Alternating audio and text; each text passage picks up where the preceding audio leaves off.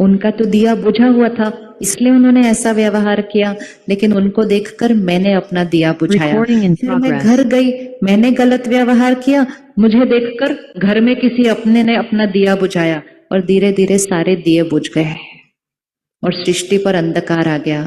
कलयुग, अंधकार। अब हर घर में एक दिया चाहिए, हर घर में एक दिया चाहिए। वो एक दिया जो दूसरा कुछ भी व्यवहार करे वो उसको शक्ति दे, उसको हाथ उठाए, उसको ऊपर उठाए, उसको और नीचे न गिराए। हर घर में एक शक्ति स्तंभ चाहिए। समय आ गया है, हर घर में पावर चाहिए, पावर चाहिए। तो आंख बंद करिए, उनको सामने लेकर आइए, लेकर आइए, चेहरा देखिए अच्छे से उनका। कौन सा संस्कार है उनके पास?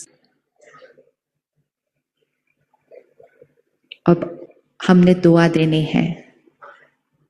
दुआ अर्थात जो संस्कार उनके पास है उसके बारे में न हमने सोचना है न बोलना है, लेकिन जो संस्कार हम उनके अंदर देखना चाहते हैं,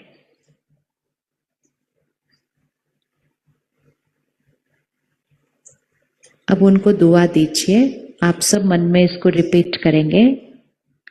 उनको देखते हुए, आप शक्तिशाली आत्मा है, ये आपको उनको कहना है। आप शक्तिशाली आत्मा है, आपका हर निर्णय सही है, आपके संस्कार श्रेष्ठ हैं, परमात्मा की सर्व शक्तियां आपके साथ हैं। और फिर जो संस्कार आप चेंज करना चाहते हैं उनके अंदर, आप वो संस्कार लीजिए और आप बोलिए, आप फिल इन द ब्लैंक, वो संस्कार लिखिए, आप फिल इन द ब्लैंक आत्मा है। मतलब कोई अहंकारी है तो आप उसके लिए बोलिए, आप निर्माण चित्त आत्मा है। कोई गुस्से वाला है तो आप बोलिए, आप शांत स्वरूप आत्मा है। कोई इनसिक्योर है उसके लिए आप बोलिए, आप संतुष्ट आत्मा है। कोई डरता ज्यादा है, चिंता ज्यादा होती है, आप उसके लिए बोलिए, आप निडर निश्चिंत आत्मा है। मिल गया संस्कार कौन सा? जो संस्कार है उसके बारे में सोचना और बोलना नहीं। अगर हमने उनके नेगेटिव संस्कार के बारे में सोचा और बोला तो हमने उनकी एनर्जी अपने पास ले ली। हमें उनकी एनर्जी अपने पास नहीं देनी है, हमें प्योर डिवाइन एनर्जी उनको देनी है। उससे हमारी भी शक्ति बढ़ेगी और उनकी भी शक्ति बढ़ेगी। हमारा भी दिया जला रहेगा और हमारे दिए से उनका दिया भी जलेगा, क्योंकि हम देने वाली आत्मा है। किस किस को मिल गया? क्या लिखना है फिल इन द ब्लैंक में? अपना संस्कार पता चल गया उनके लिए क्या लिखना है? किस किस को मिल गया? सबको मिल गया? बहुत ईजी है, बहुत ईजी है। ये होता है दुआ देना। हम क्या कहते हैं, ये कुछ नहीं कर सकता, इससे नहीं होगा, कितना भी समझाओ, ये तो समझते ही नहीं है। इतनी दुआएं देते हैं कि वो जितना खराब होता है उससे ज्यादा हो जाता है। हमेशा याद रखना, हमारे संकल्पों का दूसरों पर असर पड़ता है।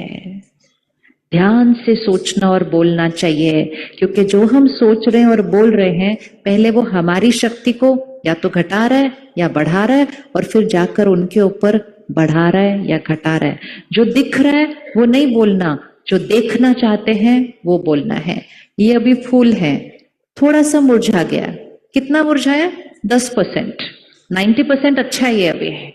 अब अगर हम सब सिर्फ इस फूल को देखें और बोले, बेकार, मुरझा गया है, ये तो खत्म, तो अभी वो उतना मुरझाया हुआ नहीं है, थोड़ा सा ही दिख रहा है। लेकिन जब हम ऐसे बार बार बोलेंगे तो बेकार, ये तो मुरझाया हुआ है, इसका तो कुछ नहीं हो सकता, ये है ही ऐसा, तो आपको क्या लगता है वो फूल क्या हो जाएगा? खिल जाएगा, खिल जाएगा। क्या फूलों पर हमारे संकल्पों का असर पड़ता है? फूलों पर संकल्पों का असर पड़ता है? अगर फूलों पर संकल्पों का असर पड़ता है तो लोगों पर कितना पड़ता होगा? लोगों पर कितना पड़ता होगा? और हम कितना सोचते हैं उनके बारे में ऐसा। हम गलत नहीं सोचते हैं, हम नेगेटिव सोचते हैं। नेगेटिव मतलब जो दिख रहा है वो सोचते रहते हैं, और वो ही वाइब्रेशन उनको भेज भेज के उनके उसी संस्कार को और कड़क बनाते रहते हैं। खुद की भी शक्ति को गवाते हैं, उनकी भी शक्ति को गवाते हैं, और घर के वातावरण को बहुत भारी बना देते हैं। दुआएं।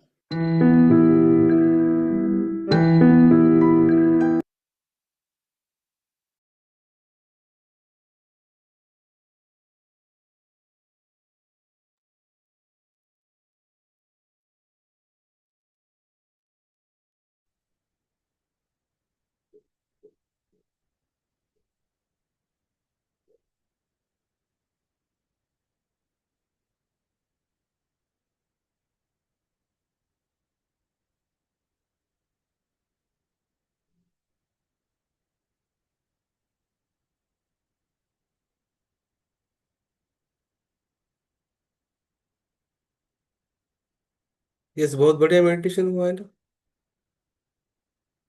आप सबने सुना है, मेरा आवाज आ रहा है आप सबको?